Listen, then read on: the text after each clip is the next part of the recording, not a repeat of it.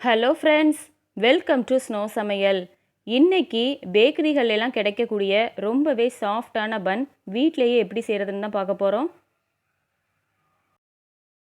பன் செய்கிறதுக்கு east activate ஆகணும். அதுக்கு நான் 1/2 கப் அளவுக்கு வெதுவெதுப்பான பால் எடுத்திருக்கேன். இது கூட 3 டேபிள் ஸ்பூன் அளவுக்கு சுகர் சேர்த்துருக்கேன். உங்களுக்கு இனிப்பு கொஞ்சம் அதிகமாக வேணும்னா 4 டேபிள் ஸ்பூன் கூட சேர்த்துக்கலாம். சுகர் முதல்ல கொஞ்சம் ஓரளவுக்கு கரையிற வரைக்கும் இதை நல்லா கலந்து விட்டுருங்க. அதுக்கப்புறமா நம்ம ஈஸ்ட்டு சேர்த்துக்கலாம். 1/2 கப் பாலை நம்ம முழுசாக சேர்த்துடக்கூடாது. அதிலிருந்து 1 டேபிள் ஸ்பூன் அளவுக்கு எடுத்துருங்க. அதுதான் கரெக்டாக இருக்கும். பால் கை பொறுக்கிற அளவுக்கு சூடு இருக்கணும். அப்படின்னா தான் ஈஸ்ட் ஆக்டிவேட் ஆகும். பால் ஆறி இருந்தாலும் ஈஸ்ட் ஆக்டிவேட் ஆகாது. ரொம்ப சூடாக இருந்தாலும் ஈஸ்ட் ஆக்டிவேட் ஆகாது. அதனால் பால் கை பொறுக்கிற அளவுக்கு சூடு இருக்கிற மாதிரி பார்த்துக்கோங்க. இப்போ இதில் 2 டீஸ்பூன் அளவுக்கு ஈஸ்ட்டு சேர்த்துக்கலாம். ஈஸ்ட்டு சேர்த்துட்டு நல்லா கலந்து விட்டுருங்க. இதை நல்லா கலந்ததுக்கப்புறமா அப்படியே மூடி வச்சுருங்க. 10லேருந்து 15 நிமிஷத்துக்கு அப்படியே இருக்கட்டும். ஈஸ்ட்டு நல்லா பொங்கி வரட்டும். இப்போ பாருங்கள், 15 நிமிஷத்துக்கு அப்புறமா ஈஸ்ட் எவ்வளோ நல்லா பொங்கி வந்திருக்குன்னு. இப்போ பன் செய்ய ஆரம்பிச்சிடலாம். ஒரு பவுலில் 1 கப் அளவுக்கு மைதா சேர்த்துருக்கேன். 1 கப் மைதாவில் நம்மளுக்கு 4 பன் போல் கிடைக்கும். இது கூட தேவையான அளவுக்கு கொஞ்சமாக உப்பு சேர்த்துட்டு நல்லா கலந்து விட்டுறலாம். மைதாக்கு பதிலாக கோதுமை மாவு கூட நீங்கள் பயன்படுத்தி செய்யலாம். இது கூட 1 டேபிள் ஸ்பூன் அளவுக்கு வெண்ணெய் சேர்த்துருக்கேன். வெண்ணெய் ஃப்ரிட்ஜில் இருந்ததுன்னா முதல்ல எடுத்து வெளியில் வச்சுருங்க. ரூம் டெம்பரேச்சருக்கு வந்ததுக்கு அப்புறமா தான் சேர்த்துக்கணும். கையை வச்சு அழுத்துனீங்கன்னா அமுங்கணும். அந்த மாதிரி வந்ததுக்கு அப்புறமா தான் சேர்த்துக்கணும். சேர்த்துட்டு இதை நல்லா கலந்து விட்டுறலாம். நீங்கள் வெண்ணெய் தான் பயன்படுத்தணும்னு அவசியம் இல்லை. வெண்ணெய்க்கு பதிலாக எண்ணெய், அப்படி இல்லைன்னா நெய் கூட நீங்கள் பயன்படுத்தி பன் செய்யலாம். நல்லாயிருக்கும்.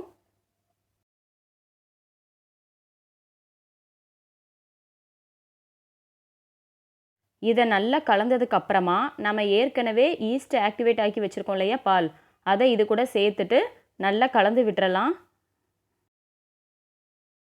நான் ஏற்கனவே சொல்லியிருந்தேன், 1/2 கப் பாலை நம்ம முழுசாக சேர்த்துடக்கூடாது. அதிலிருந்து 1 டேபிள் ஸ்பூன் அளவுக்கு எடுத்ததுக்கு அப்புறமா தான் சேர்த்துக்கணும். அப்படின்னா தான் அது கரெக்டாக இருக்கும். அப்படி இல்லைன்னா நம்ம மாவை பிசையும் போது அது ரொம்ப லூஸாக கையில் ஒட்டிகிட்ருக்கும். இப்போ ஓரளவுக்கு மாவை நல்லா பிசைஞ்சதுக்கு அப்புறமா பாருங்கள், கையில் கொஞ்சம் ஒட்டிட்டு தான் இருக்கும். பன் பிசையும் போது மாவு இந்த மாதிரி ஓரளவுக்கு லூஸாக தான் இருக்கணும். ரொம்ப டைட்டாலாம் இருக்கக்கூடாது. கொஞ்சம் கையில் ஒட்டிட்டு லூஸாக தான் இருக்கும். அப்படின்னா தான் பன் நல்லா சாஃப்டாக கிடைக்கும். இப்போ ஒரு பிளேட்டில் கொஞ்சமாக மாவு தூவிட்டு நம்ம ஏற்கனவே பிசைஞ்சு வச்சுருக்கிற மாவை இதில் சேர்த்துட்டு நல்லா அழுத்தம் கொடுத்து பிசைஞ்சிக்கோங்க. நான் பிளேட்டில் வச்சு பண்ணுறேன். நீங்கள் கிச்சன் கவுண்டர் டாப்பில் கூட மாவு தூவிட்டு அதுக்கு மேலே மாவை நல்லா பிசைஞ்சிக்கலாம். மாவை முதல்ல இப்படி கையில் எடுத்து பார்த்தீங்கன்னா ஈஸியாக இப்படி கட்டாகி வரும். நம்ம இன்னும் நல்லா பிசைஞ்சிட்டே இருந்தோம்னா மாவு நல்லா சாஃப்டாக ஒன்றா சேர்ந்து வரும். அது வரைக்கும் நல்லா அழுத்தம் கொடுத்து 2 கையாலையும் நல்லா இழுத்து பிசைஞ்சிக்கோங்க. முதல்ல பிசையும் போது மாவு கையில் ஒட்டிட்டு தான் இருக்கும். நம்ம நல்லா பிசைஞ்சதுக்கு அப்புறமா ஒட்டாமல் ஒன்றா சேர்ந்து நல்லா சாஃப்டாக வரும். அது வரைக்கும் நல்லா பிசைஞ்சிக்கோங்க. இப்போ ஓரளவுக்கு ஒட்டாமல் வருது. ஒருவேளை நீங்கள் 1/2 கப் பாலை ஃபுல்லாக சேர்த்துட்டிங்கன்னா இப்படி ஒட்டாமல் வராது. கையில் ரொம்ப ஸ்டிக்கியாக ரொம்ப பிசு பிசுன்னு இருக்கும். அதனால் 1/2 கப் பாலிலிருந்து 1 டேபிள் ஸ்பூன் அளவுக்கு எடுத்ததுக்கு அப்புறமா நம்ம ஈஸ்ட் ஆக்டிவேட் பண்ணி எடுத்துக்கலாம். நல்லா பிசைஞ்சதுக்கு அப்புறமா எந்தவித கிராக்குகள் எதுவும் இல்லாமல் அழகாக பால் மாதிரி உருண்டை பிடிச்சு எடுத்துக்கோங்க. பாருங்கள், மாவு எவ்வளோ நல்லா சாஃப்டாக இருக்குது. கையில் கொஞ்சம் கூட ஒட்டவே இல்லை. ஒரு பவுலில் கொஞ்சமாக எண்ணெய் ஊற்றிட்டு அது எல்லா பக்கமும் ஸ்ப்ரெட் ஆகிற மாதிரி நல்லா ஈவனாக தடவி எடுத்துக்கோங்க.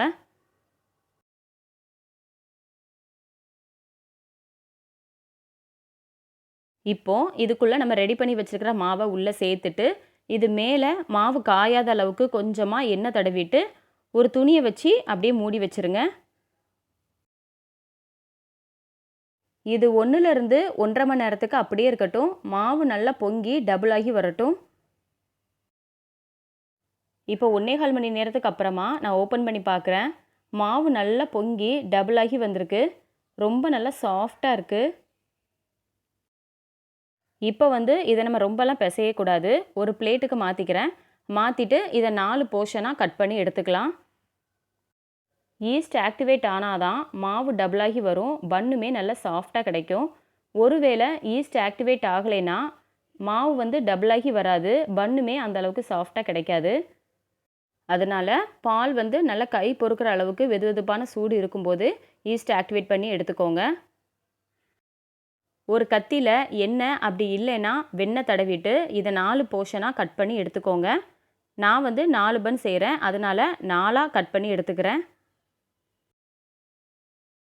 நான் இன்றைக்கி கம்மியான அளவுகளில் தான் செஞ்சு காமிச்சிருக்கேன்.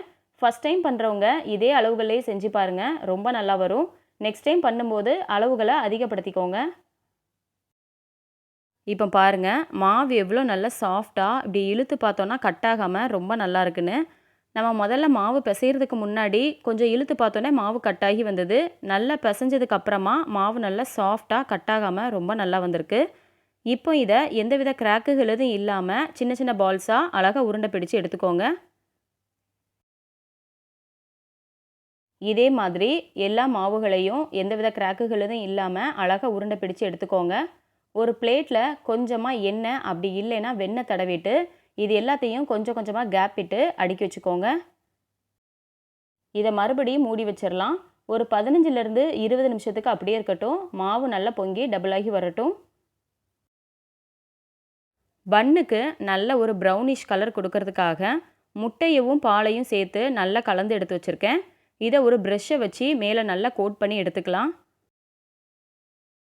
நீங்கள் இந்த மாதிரி கோட் பண்ணாமல் விட்டுட்டிங்கன்னா பன் நல்லா வெந்து வரும், ஆனால் அதோட மேல் பக்கம் கலர் சேஞ்ச் ஆகாமல் அப்படியே ஒயிட் கலர்லேயே தான் இருக்கும். உங்களுக்கு முட்டை சேர்க்க விருப்பம் இல்லைன்னா பாலில் கொஞ்சமாக சுகர் சேர்த்து அதை நல்லா கலந்து விட்டுட்டு அதை மேலே கோட் பண்ணி எடுத்துக்கோங்க. அப்படி பண்ணுறதுனால லைட்டாக கலர் சேஞ்ச் ஆகி லைட் ப்ரௌன் கலரில் கிடைக்கும். நான் இன்றைக்கி கடாயில் தான் பன் செய்ய போகிறேன். 10 நிமிஷத்துக்கு மிதமான சூட்டில் கடாயை ப்ரீஹீட் பண்ணி எடுத்திருக்கேன். இதில் நம்ம ரெடி பண்ணி வச்சுருக்கிற பன் பிளேட்டை உள்ளே சேர்த்துட்டு இதை அப்படியே மூடி வச்சிடலாம். இதை ஒரு 20லேருந்து 25 நிமிஷத்துக்கு மீடியம் ஃப்ளேமில் வச்சு எடுத்துக்கோங்க. 25 நிமிஷத்துக்கு அப்புறமா இதை ஓப்பன் பண்ணி பார்க்கலாம். பாருங்கள், பன் எவ்வளோ நல்லா வந்திருக்கு. நல்ல கடைகளில் கிடைக்கிற மாதிரி நல்ல ப்ரௌன் கலரில் ரொம்ப நல்லா வந்திருக்கு. இது சூடாக இருக்கும்போதே கொஞ்சமாக வெண்ணெய் தடவிக்கோங்க. வெண்ணெய்க்கு பதிலாக நெய் கூட அப்ளை பண்ணிக்கலாம், நல்ல வாசனையாக இருக்கும். பன்னோட வாசனை நல்லா கம கமன்னு வருது. இப்போ நான் இதை அமுக்கி காமிக்கிறேன் பாருங்கள். ரொம்ப நல்லா சாஃப்டாக பஞ்சு போல் வந்திருக்கு. நம்ம மாவை எந்த அளவுக்கு பிசைகிறோமோ அந்த அளவுக்கு பன் நல்லா சாஃப்டாக கிடைக்கும். கடைகளில் கிடைக்கிற மாதிரி நாமளும் வீட்டிலேயே சுலபமாக பன் செய்யலாம். இப்போ நான் இதை பிச்சு காமிக்கிறேன். உங்களுக்கு பார்க்கும்போதே தெரியும் பன் எவ்வளோ நல்லா சாஃப்டாக இருக்குன்னு. உள்ளேயுமே நல்லா வெந்து பஞ்சு போல் இருக்குது. டேஸ்ட் ரொம்பவே நல்லா இருந்தது. கண்டிப்பாக நீங்களும் செஞ்சு பார்த்துட்டு எப்படி இருக்குன்னு கமெண்ட் பண்ணுங்கள். இந்த வீடியோ உங்களுக்கு பிடிச்சிருந்தா ஸ்னோ சமையலை சப்ஸ்கிரைப் பண்ணுங்கள். அன்பாக சமைப்போம், ஆனந்தமாக சாப்பிடுவோம், ஆரோக்கியமாக வாழ்வோம். தேங்க்யூ.